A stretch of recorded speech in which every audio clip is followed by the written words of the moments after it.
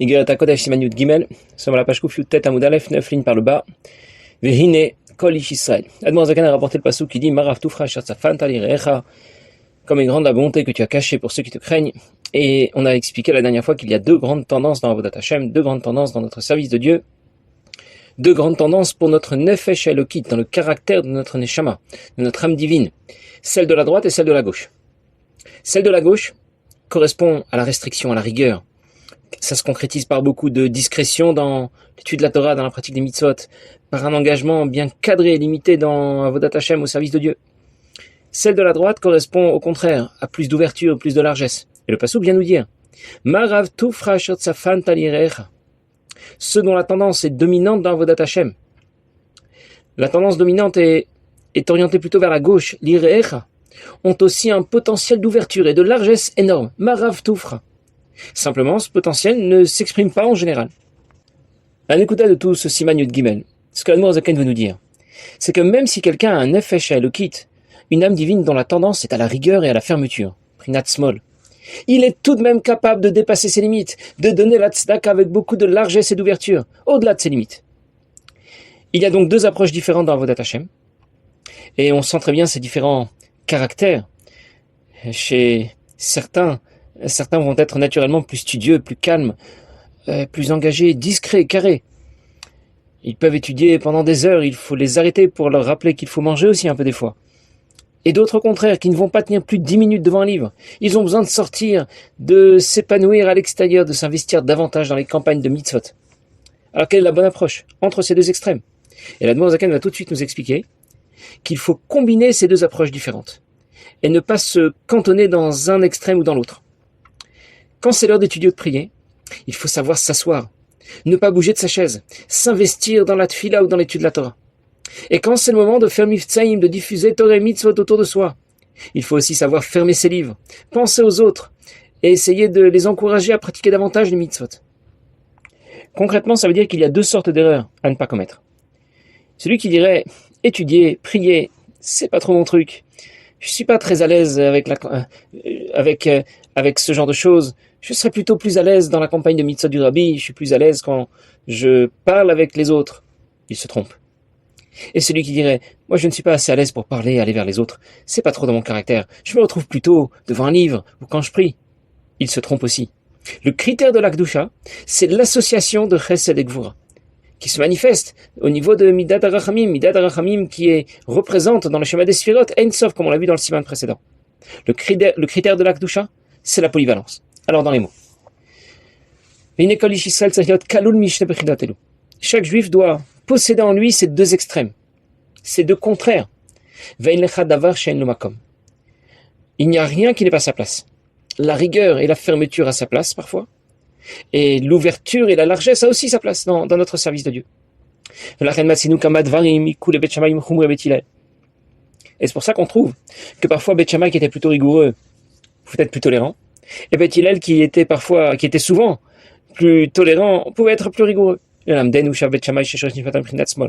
nous dire que Beth Shammai, dont le caractère spirituel avait plutôt une tendance vers la gauche, Smol à Elion, Danin la Achmir Tamid, c'est pour ça qu'ils étaient toujours plus rigoureux, Bechol Isur et Torah, en toutes les interdictions de la Torah, Beth Hillel, Shayim Prinat Yamina Elion, Ayum Lam Din Srout, laquelle l'attire sur Beth Shammai, alors que Beth Hillel, au contraire, avait une tendance plutôt orientée vers la droite, et qui était donc plus tolérant pour permettre ce que Beth Shammai avait interdit chez Mutarim et Isuram, pour qu'il soit autorisé, permis à ces objets ou ces aliments qui permettaient de rejoindre l'Akdusha, de s'élever vers Akadosh Baruch Hu.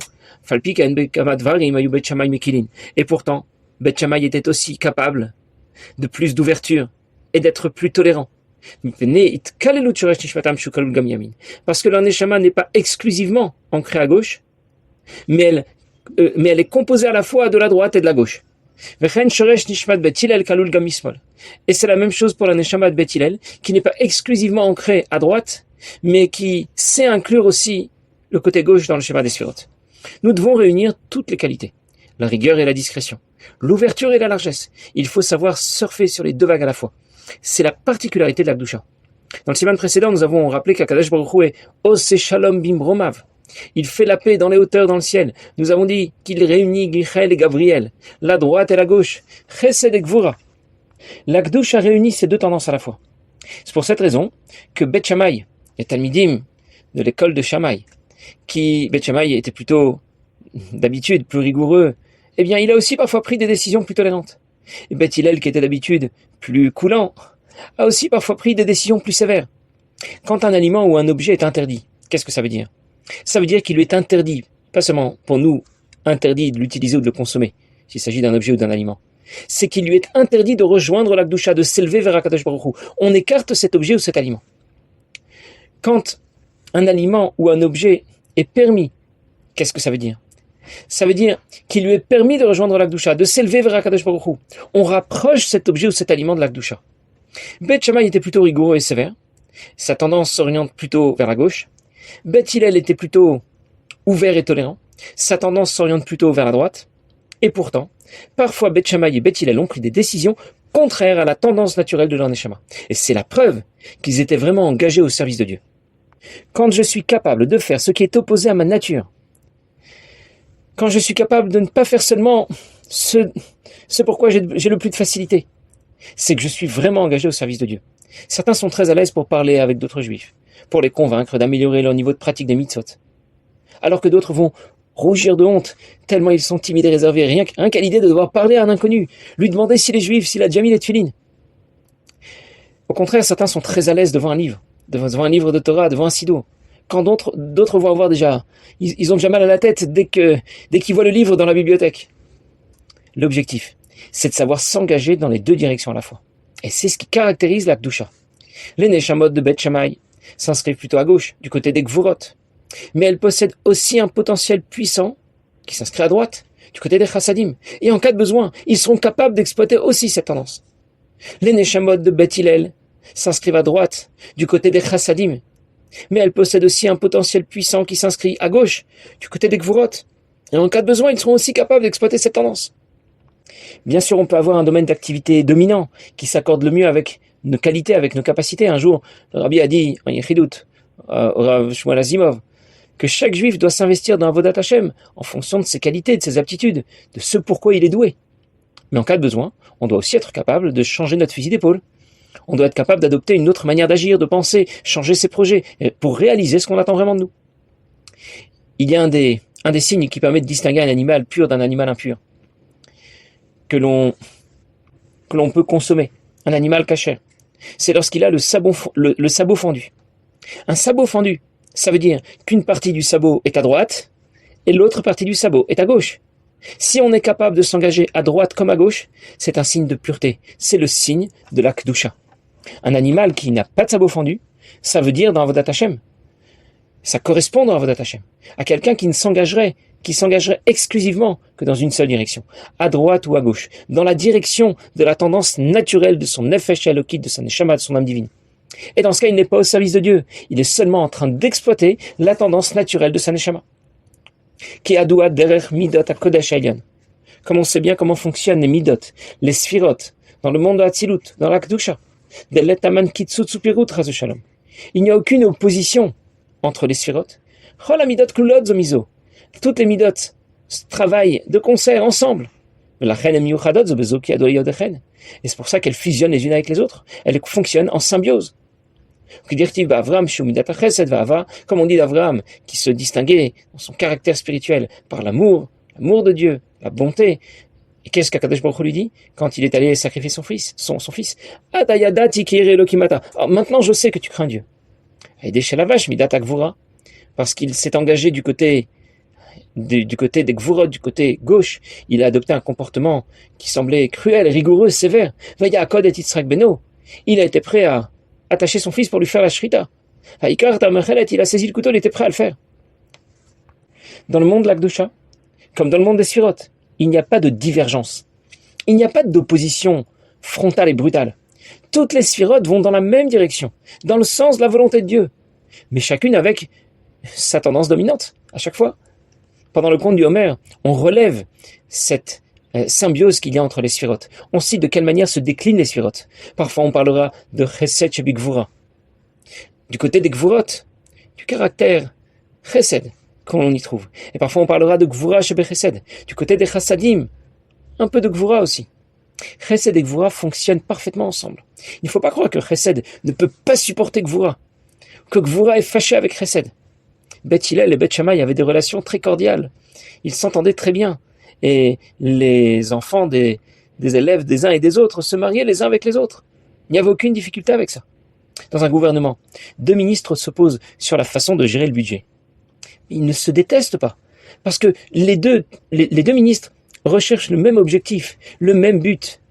Ils veulent assurer la pérennité, la sécurité, la stabilité du pays.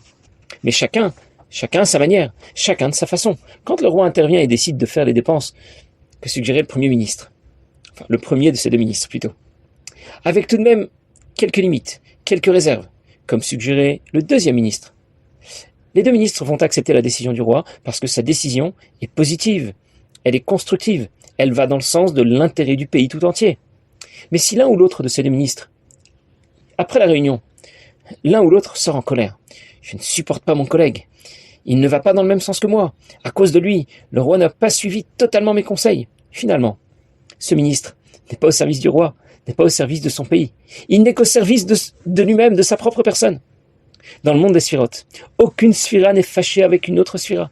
Elles fonctionnent ensemble pour le bien de la création, pour réaliser les décisions de Dieu. Quand on est capable d'accepter dans Avodat Hashem, de faire des concessions pour un intérêt supérieur, c'est qu'on se trouve sur les bons rails. C'est ce qui définit la Kedusha, être capable d'adopter un comportement rigoureux et sévère quand c'est nécessaire, et d'agir avec largesse, avec beaucoup d'ouverture quand c'est aussi nécessaire. Quand Avraham est prêt à faire pour Akadosh Baruch Hu un geste cruel, contraire à sa nature, eh bien c'est justement ce qu'il montre. L'Admor Zaken donne l'exemple d'Avraham Avinu, parce que sa tendance dominante dans Avodat Hashem, c'est l'ouverture, la largesse, la droite, chesed, l'amour de Dieu. Et quand Hashem lui demande d'aller sacrifier son fils Yitzhak, et qu'il accepte, Hashem lui dit « Ata yadati ki yere Elokimata » Maintenant je sais que tu as été prêt à sacrifier ton fils, maintenant je sais que tu es prêt, maintenant je sais que tu me crains, que tu me respectes. Pourtant Avraham a déjà passé 9 épreuves avant celle-là c'était la 10e. Il a déjà été prêt à mourir lorsque Nimrod a voulu le jeter dans les flammes. Il a passé 8 autres épreuves ensuite. Il a déjà prouvé sa fidélité à Kadosh Baruch Hu. Et c'est seulement maintenant, après 9 épreuves, qu'Hachem réalise qu'Avraham le craint, qu'Avraham le respecte, qu'Avraham lui est fidèle. C'est au moment où Avraham est prêt à faire pour Dieu un geste contraire à sa nature, un geste rigoureux, sévère, cruel, tuer son fils. C'est là qu'il exprime l'autre facette de sa personnalité spirituelle, la gauche, Gvura, et il est prêt à le faire tôt le matin, Vayashkem Avraham Baboker, parce qu'Akadosh Baruch Hu le lui a demandé. Ce qu'on fait tôt le matin va avoir encore plus de valeur. On montre alors à Akadosh Baruch Hu notre détermination. Quand Avraham Avinu est prêt à faire pour Akadosh Baruch Hu un geste sévère et cruel, contraire à sa nature, contraire à son caractère, au caractère de sa neshama, c'est là qu'il montre qu'il est réellement au service de Dieu, et pas seulement au service de sa propre personnalité. Il ne fait pas ce que Dieu lui demande quand ça lui plaît, quand ça lui convient, même quand ça ne lui plaît pas, même quand ça ne lui convient pas, même quand ça ne lui parle pas, il obéit. Alors je récapitule. Avodat Hashem, servir Dieu, c'est faire tout ce que me demande Akadosh Baruch Hu. Ce qui me convient, ce qui me parle, et ce qui ne me plaît pas, ce qui ne me parle pas. Il faut bien sûr exploiter en priorité ses aptitudes, mais pas seulement. Et c'est ce qui me permet de déterminer si je suis vraiment au service de Dieu. Passez une bonne journée.